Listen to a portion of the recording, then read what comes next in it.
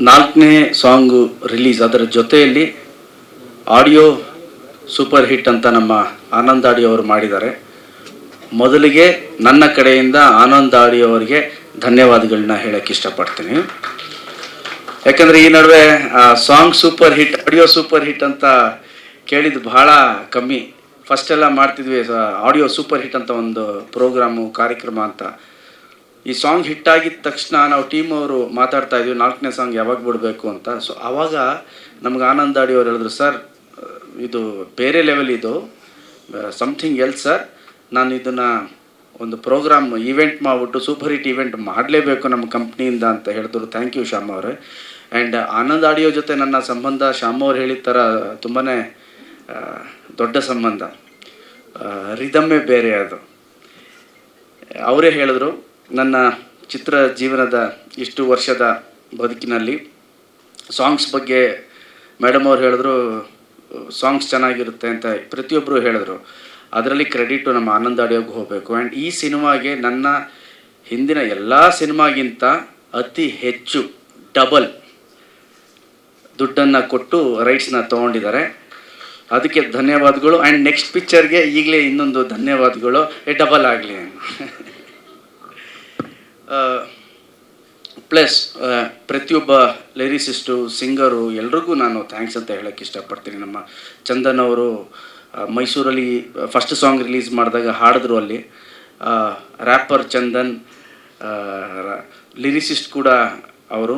So ಅದೆಲ್ಲ ಗೊತ್ತಿರೋದ್ರಿಂದ ಭಾಳ ಚೆನ್ನಾಗಿ ಹಾಡ್ತಾರೆ. ಚಂದನ್, ನೀವು ಹಾಡಿರೋ ಸಾಂಗ್ ಅದ್ಭುತವಾಗಿತ್ತು ಆ್ಯಂಡ್ ತುಂಬ ಚೆನ್ನಾಗಿ ಹೋಗಿದೆ. ಥ್ಯಾಂಕ್ ಯು ವೆರಿ ಮಚ್ ನಿಮಗೆ.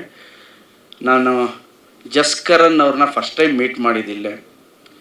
ಎಷ್ಟು ಚೆನ್ನಾಗಿ ಹಾಡಿದ್ದಾರೆ ಅಂದರೆ ಅಷ್ಟು ಚೆನ್ನಾಗಿ ಹಾಡಿದ್ದಾರೆ. ಹಾಗಾಗಿ ಅದು ಆ ಮಟ್ಟದ ಒಂದು ಹಿಟ್ಟಾಯಿತು ಅಂತ ಹೇಳೋಕ್ಕೆ ಇಷ್ಟಪಡ್ತೀನಿ. ಒಂದು ಸ್ವೀಟ್ನೆಸ್ ಇದೆ ಅವ್ರ ವಾಯ್ಸಲ್ಲಿ.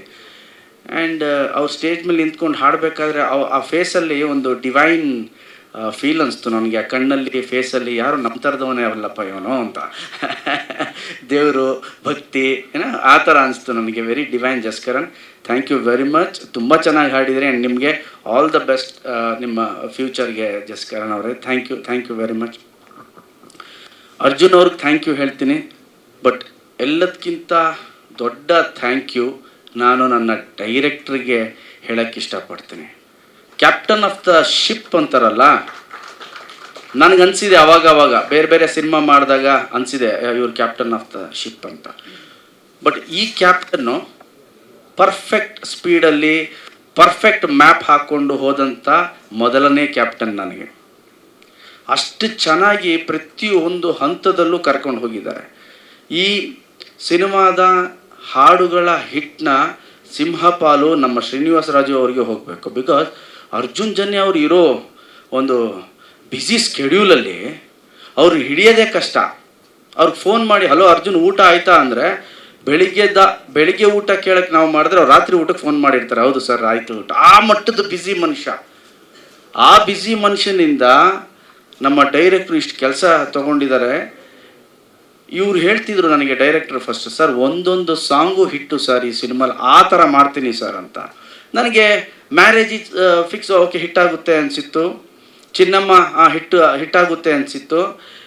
ಈ ದ್ವಾಪರ ಇದೆಯಲ್ಲ ಹಿಟ್ಟಾಗುತ್ತೆ ಅನಿಸಿತ್ತು. ಆದರೆ ಇದು ಬೇರೆ ರೇಂಜ್ಗೆ ಹೋಗುತ್ತೆ ಸರ್ ಅಂತ ಹೇಳಿದಂಥ ಫಸ್ಟ್ ವ್ಯಕ್ತಿ ಶ್ರೀನಿವಾಸ ರಾಜು ಅವರು. ಸರ್ ಇದು ಹೆಂಗೆ ಹೋಗುತ್ತೆ ನೋಡಿ ಅಂತ. ಇವತ್ತು ಹಿಟ್ಟಾಯಿತು ಹೊಗಳುತ್ತಾ ಇದ್ದೀನಿ ಈ ಸಾಂಗು. ಅದು ಹಿಟ್ಟಾಗಿರಲಿಲ್ಲ ಅಂದರೆ ಏನು ಇವ್ರಿಗೆ ಇನ್ನು ಸಾಂಗ್ ಹಿಟ್ಟಾಗೋಕ್ಕಿಂತ ಮುಂಚೆನೇ ಇವ್ರು ಹಿಂಗೆ ಹೇಳ್ತಾರಲ್ಲ ಅಂತಿದ್ದೆ. But I surrender to him.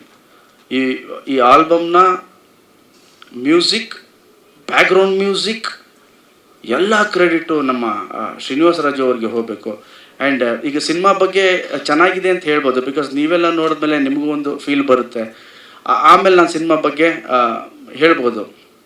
But ಈ ಮ್ಯೂಸಿಕಲ್ ಕ್ರೆಡಿಟ್ ಏನಿದೆ ಅರ್ಜುನ್ ಜನ್ಯ ಹಾಗೂ ನಮ್ಮ ಶ್ರೀನಿವಾಸ ರಾಜು ಅವರಿಗೆ ಹೆಚ್ಚು ಸಿಂಹಪಾಲು ಹೋಗಬೇಕು ಅಂತ ಹೇಳೋಕ್ಕೆ ಇಷ್ಟಪಡ್ತೀನಿ.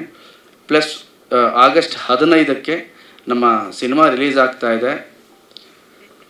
ಈ ಮೂಲಕ ನಮ್ಮ ದ್ವಾಪರ ಸಾಂಗ್ ಆಗಿರ್ಬೋದು, Chinnamma song and marriage is fix song, especially Dwapara ಸಾಂಗಲ್ಲಿ ನಮ್ಮ ಕನ್ನಡದ ಜನತೆ ಕೊಟ್ಟಿರೋ ಬೆಂಬಲಕ್ಕೆ ನನ್ನ ದೀರ್ಘದಂಡ ನಮಸ್ಕಾರಗಳು ಎಲ್ರಿಗೂ. ಆ್ಯಂಡ್ ರೀಲ್ ಮಾಡಿದಂಥ ಪ್ರತಿಯೊಬ್ಬರಿಗೂ ನಿಮ್ಮ ಗಣೇಶನ ನಮಸ್ಕಾರ ನಮಸ್ಕಾರ ನಮಸ್ಕಾರ.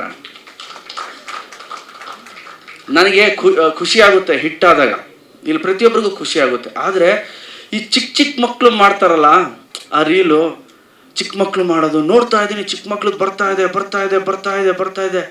ಓಕೆ, ಈ ಜನ್ರೇಷನ್ಗೂ ಈಗ ನಾವು ರೀಚ್ ಆದ್ವಿ, ಇನ್ನೊಂದು 10 ವರ್ಷ ತೊಂದರೆ ಇಲ್ಲ ಅಂತ. ಇದು ಪ್ರಾಂಪ್ಟಾಗಿ ಹೇಳ್ತಾ ಇದ್ದೀನಿ ನಾನು. ಬೆಳಿಗ್ಗೆ ಒಂದು ಚಿಕ್ಕ ಮಕ್ಕಳು ರೀಲ್ ಬಂತು, ಎಷ್ಟು ಚೆನ್ನಾಗಿ ಮಾಡಿದ್ದಾರೆ 6 ಜನ ಅಂದರೆ ನಾನು ಇಮ್ಮಿಡಿಯೇಟ್ ನನ್ನ ಸೋಷಿಯಲ್ ಮೀಡಿಯಲ್ಲಿ ಅದನ್ನು ಶೇರ್ ಮಾಡಿದೆ. ಅದು ಡ್ಯಾನ್ಸ್ ನೋಡಿದಾಗ ಒಂದು ಹಳ್ಳಿಲಿ ಮಾಡಿದ್ದು ಅನಿಸುತ್ತೆ.